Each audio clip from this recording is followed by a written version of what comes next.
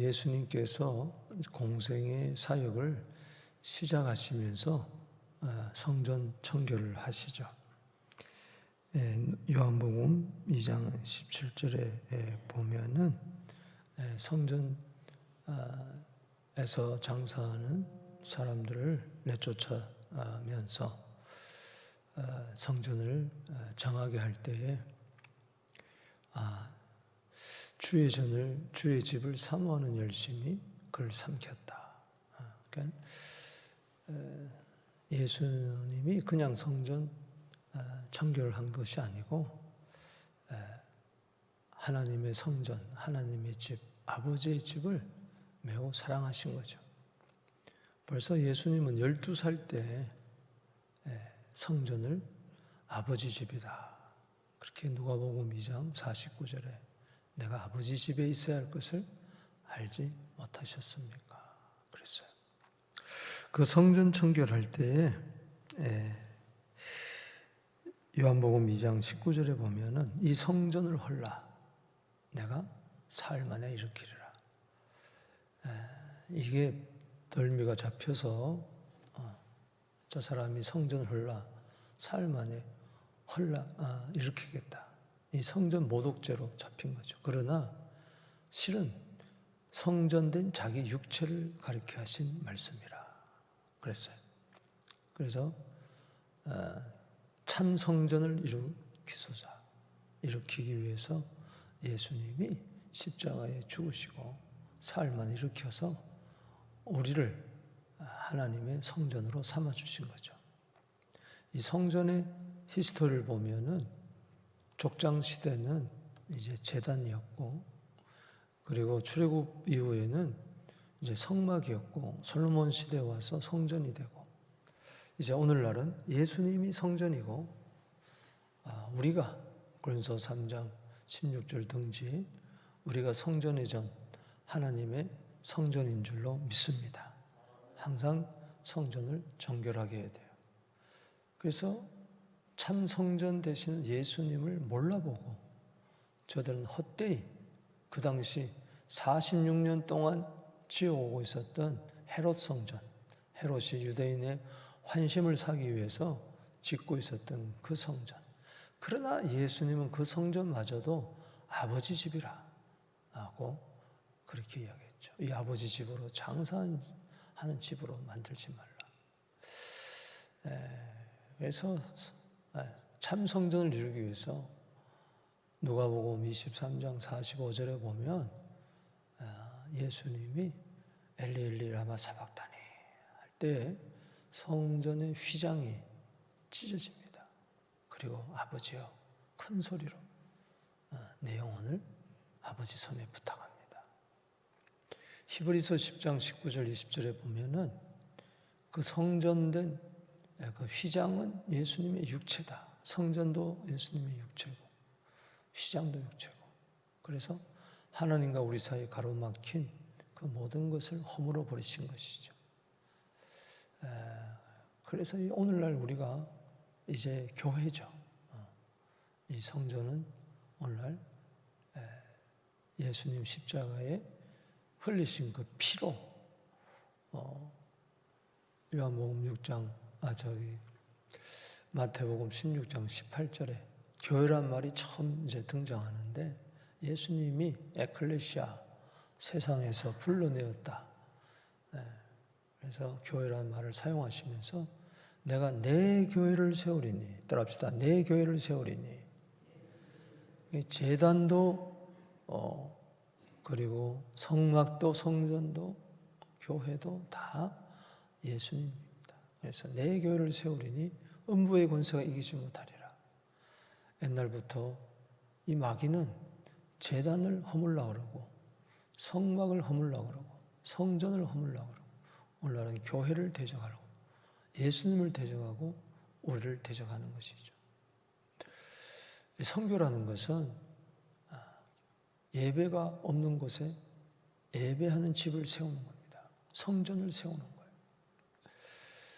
이 라마다 기간에 오늘이 이제 27일째 권능의 밤을 지나 28일 어제 오늘은 29일 내일을 마감하는데 주여 특별히 미전도 종족 위에 교회가 없는 그곳에 교회가 서게 하여 주시옵소서. 예수님이 공생의 세기 초기에 성전을 청결하게 하고 오늘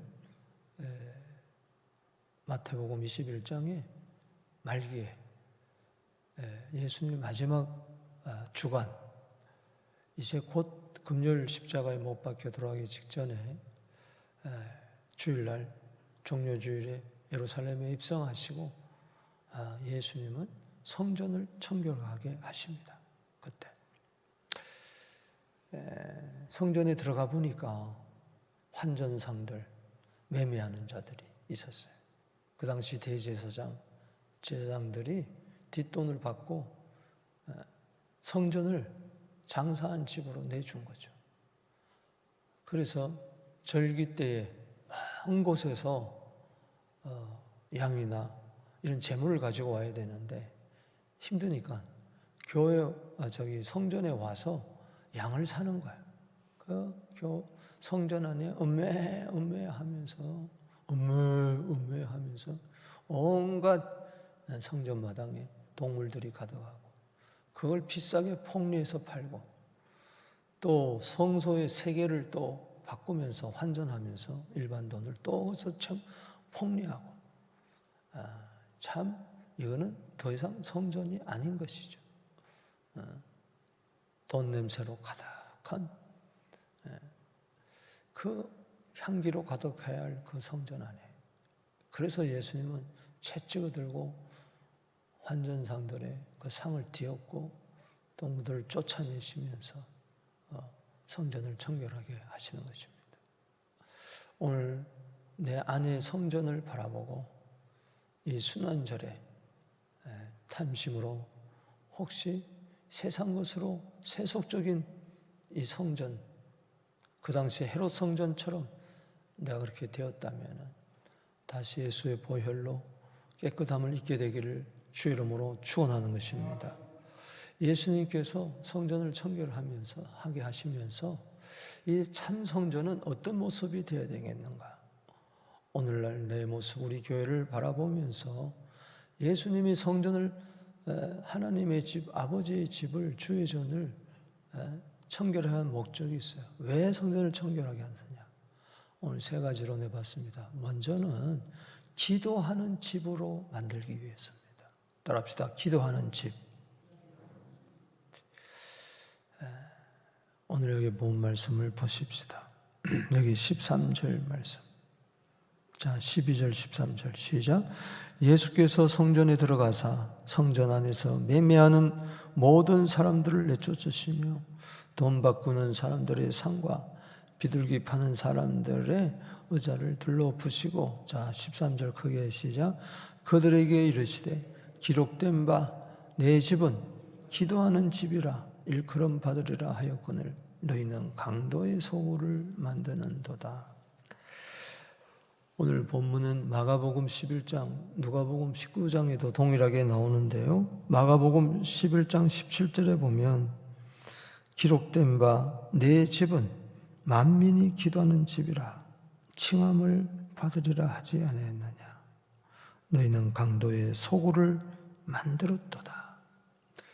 만민이 기도하는 집, 기도하는 집이 강도의 소굴로 바뀌었다. 안타까워하는 거죠. 그 말씀은 바로 이사야 56장 7절에 나오는 말씀을 인용한 겁니다. 기도하는 내 집에서 그들을 기쁘게 할 것이며 그들이 번제와 희생을 나의 제단에서 기꺼이 받게 되리니 따라합시다. 이는 내 집은 만민이 기도하는 집이라 일컬음을 받게 되리라. 그래서 이 교회는 만민이 모여서 다민족이 모여가지고 기도하는 집이 되어야 될 줄로 믿습니다. 이것이 예수님의 소원이고 하나님이 교회를 세우신 목적이에요. 그래서 우리 교회 안에는 우리 대한민국 사람만 모여서 예배드리는 게 아니고 각 나라 족속 백성 방언이 모여서 우리 기도하는 집이 되기를 축복합니다.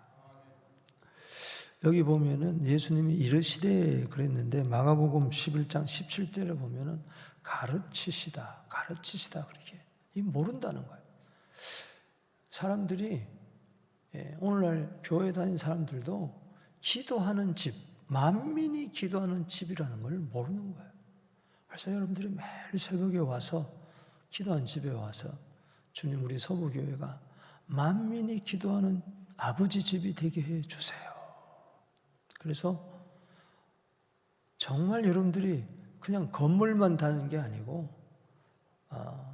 그냥 주일날 와서 잠시 1시간 예배드리고 끝나는 성도가 요즘은 큰 교회일수록 99%예요.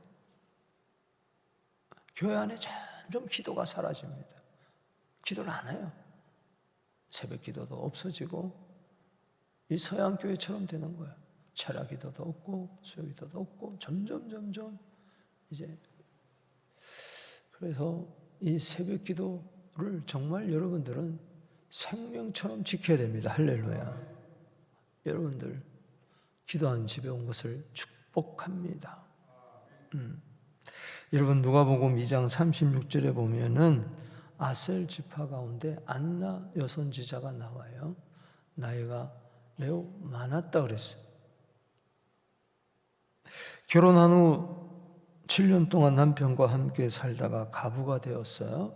이제 84세다. 이거는 번역에 따라서 84세 플러스 7하면 90세가 넘었다. 그렇게도 해석할 수가 있는 거예요.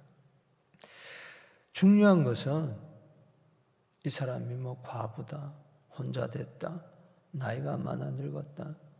오늘도 이 새벽에 나온 분 대부분이 나이가 많은 분들인데 이 사람이 성전을 떠나지 아니하고 주야로 금식하며 섬기다가 아기 예수를 만나고 경배하는 것을 바라봅니다. 오늘 이 새벽에 나오신 모든 분들 안나 선지자처럼 되기를 주의 이름으로 축복합니다. 영적으로는 우리는 과부예요. 영적으로는 고아예요. 다 우리는 세상 사람들은 우리의 참된 아버지를 모르는 거죠. 세상 사람들은 우리의 참된 신랑을 모르는 거죠. 우리는 하느님 내 아버지고 예수님 내 신랑입니다. 주의전에 나와서 항상 불철주야 기도하는 기도의 집이 되기를 주의 이름으로 축복합니다. 두 번째는 왜 성전을 청결하게 하느냐? 치료하는 집을 만들기 위해서입니다. 자, 여기 14절 말씀 읽어봅시다. 시작. 맹인과 저는 자들이 성전에서 예수께 나오매 고쳐주시니. 성전에서 뭘 했습니까? 고쳐줬다. 오늘날 교회당 그러면 예배당 그러면은 그냥 예배만 드리고 가는 거예요. 정말 부르짖어 기도하고 금식하며 기도하고 모여서 기도하고 방방마다 기도의 함성이 메아리가 퍼져야 되는데 그러지 못하는 거예요. 전부 다 말씀만 듣고 돌아가는 거예요. 그 합심기도 그 몇 번 하고 끝나는 거예요. 물론 집에서도 기도하겠죠.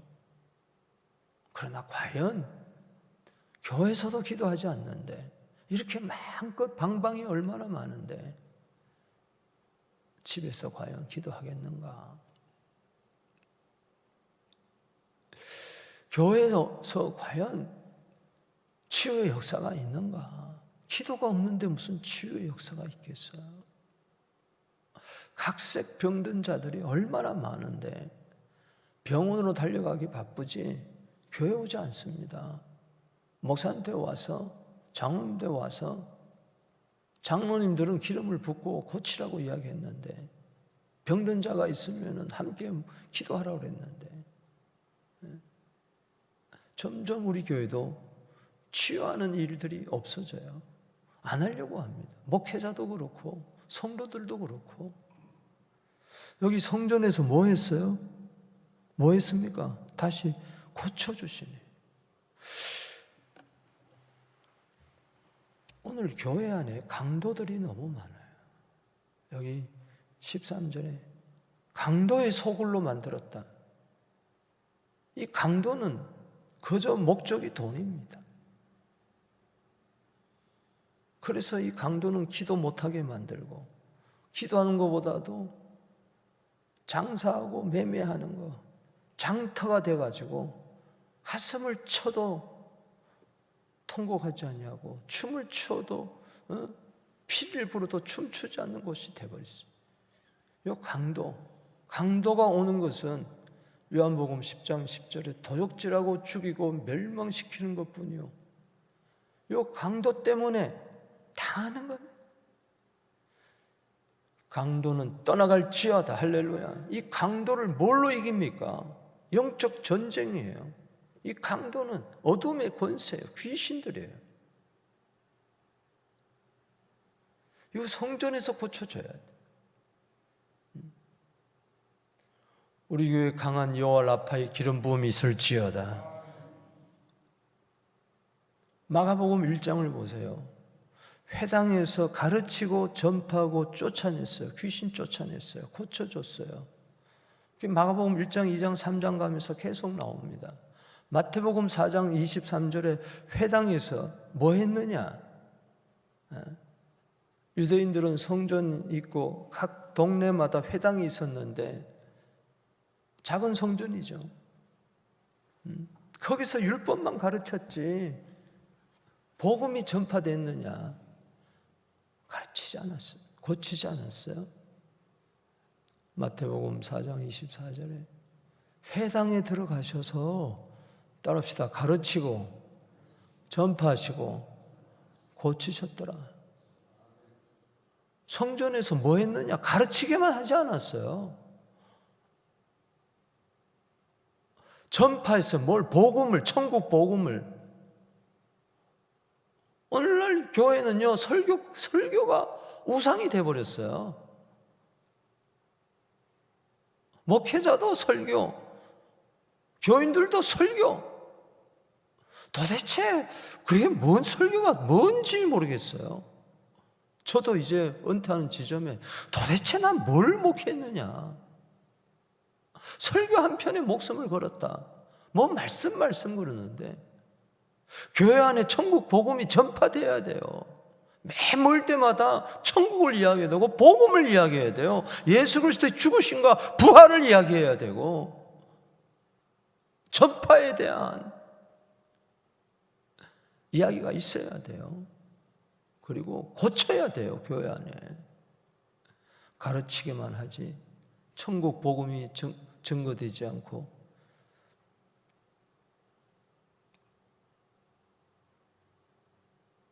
좀 치유의 기름 부음이 있어가지고 치유 사역자들이 교회 안에 많이 일어나서 장로님들이 다 치유 사역자가 되고 권사님들이 치유 사역자가 되고